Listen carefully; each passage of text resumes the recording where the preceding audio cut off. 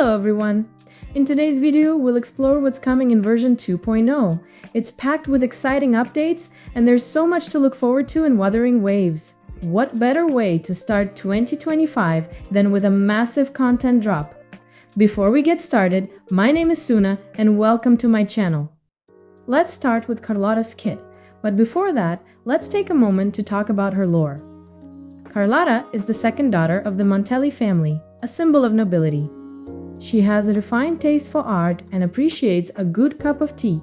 Her elegance is matched by a free spirit, unbound by old traditions, ensuring her family's future shines even brighter. While she may seem like a delicate young lady, her eyes deceive you. Carlotta is a professional sharpshooter who acts independently and is an expert problem solver. Her basic attacks are not complex to understand. She fires 3 pistol shots, with each basic attack generating plastic crystals.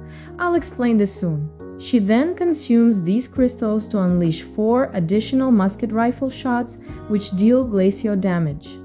In her heavy attack, Carlotta slides to the left while firing her pistols, dealing damage and generating 3 plastic crystals. Her forte circuit, called Art Tour, is an enhanced version of the heavy attack.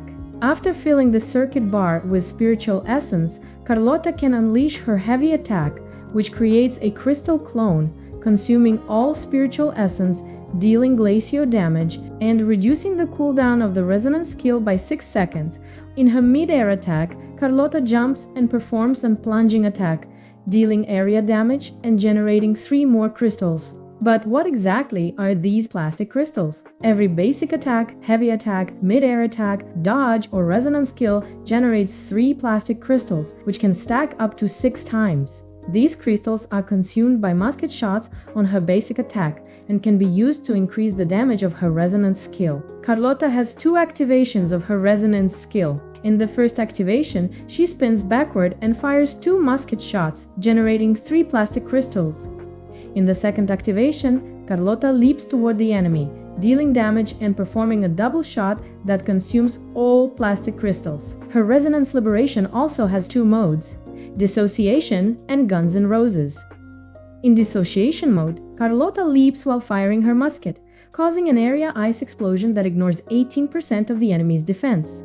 Then Carlotta enters the second mode, which is called Guns N' Roses. The forte circuit bar is replaced by a mirror illusion bar with 4 segments. In this mode, Carlotta summons 4 additional muskets, firing up to 4 shots, and finishes with a massive mega shot for high damage. Since Carlotta is a DPS, she both enters and exits the field, dealing glacial damage. Talking about her passives, she has the Flawless Purity, which during her second resonance skill, the aerial double shot, Carlotta becomes immune to damage for a few seconds. The passive called Art First, for attacks like heavy attacks, intro skill, resonance skills, or resonance liberation, will apply the dissociation effect on enemies, reducing their defense. Her signature weapon has a base attack of 500 and 72% critical damage, which is impressive. At rank 1, it increases attack by 12%. When using her intro skill or resonance liberation, it boosts the damage of the resonance skill by 48% for 3 seconds. It's an excellent weapon and can also be used by other pistol resonators. Now let's talk about Roccia and her kit. Roccia is a 5-star sub-DPS of the Havoc element and a gauntlet user. The one who actually wields the gauntlets is her ghostly cat companion. Talking a bit about her lore, Roccia is an improvisational comedian, talented and second in command of the Falls Troop, ranking just below the captain. Roccia is known for her mastery of stage props, maintaining a calm and composed demeanor. She often moves through the ship's quarters atop her giant box, meticulously ensuring the troop remains organized and ready for the next show. Roccia's basic attacks are quite simple. She performs 4 consecutive strikes, with each attack generating imagination points. In her heavy attack, Roccia lunges forward, dealing havoc damage. The longer the button is held, the more it charges, and the more imagination points are generated. In her mid-air attack, Roccia uses her magic box to leap and deal damage in a small area. In her resonance skill, Roccia creates a tornado that pulls in enemies, dealing havoc damage and launching her into the air. This skill is designed for group control. When the Forte circuit bar is full, Roccia performs 3 consecutive immersive attacks after the resonance skill, dealing area damage. To summarize, the Forte circuit is combined with the skill, functioning in this way. In Resonance Liberation, Roccia and her companion make their grand entrance, a show-opening move that causes a massive explosion of damage. In the intro skill, Roccia and her companion enter the field, dealing havoc damage.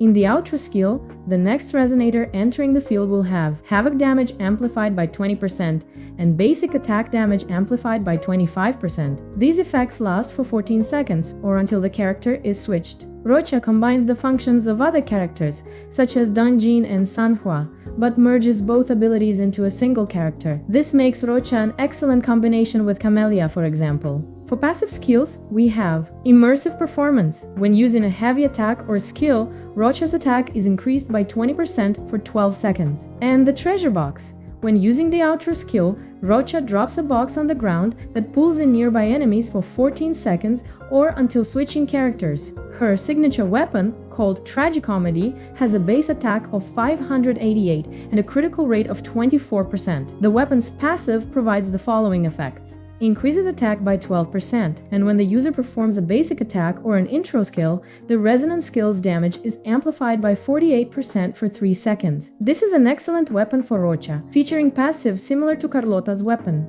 The main difference lies in the activation. Now, let's move on to other things. In version 2.0, we'll have some amazing skins, Sanhua's and Jinchi's. The Sanhua skin, which features a simple elegance with a color scheme of white, turquoise, and black. And the best part, according to leakers, it will be free. What I liked most about this skin, besides being free, is that it makes Sanhua look a bit more delicate, and the detail of the mask as a head accessory is really beautiful. The Jinsi skin will be a paid option, featuring a short dress in shades of pink, red, and white, with floral details and visual effects that even transform her signature weapon. Everything will change: her abilities, outfit, accessories, and even her eye color. Personally, I really like this skin. It's a shame that it's paid, but those who main her will definitely be satisfied. Talking about the new region, Rinascita, it's huge, almost the size of the game's base map, and it's arriving packed with chests, resources, and areas to explore. I'm excited to explore this new region and show you everything. As for the setting, it's inspired by European cities, especially Italy, and the design is stunning, with breathtaking scenery. I know this might remind you of that region from Genshin Impact, so let me know down in the comments what you think about it. Speaking of echoes, version 2.0 will introduce 33 new ones, including nightmare versions. So what exactly are these nightmare versions? They're special echoes with faster animations, offering a more fluid combat experience and allowing for faster rotations. This addresses an issue with some echoes currently being too slow, which makes them hard to use efficiently in rotations. These nightmare monsters will probably be spread across Rinascita. What's more, leakers suggest there are new echo sets coming. If you know anything about these new sets, let me know. In the official Wuthering Waves TGA promotion video, there's a scene where Rover is shown using wings. This also will be a new feature coming in the next update. With new characters, monsters, maps, stories, and optimizations, 2.0 promises to be the best update in Wuthering Waves so far. I hope you enjoyed the video, and I'll see you next time!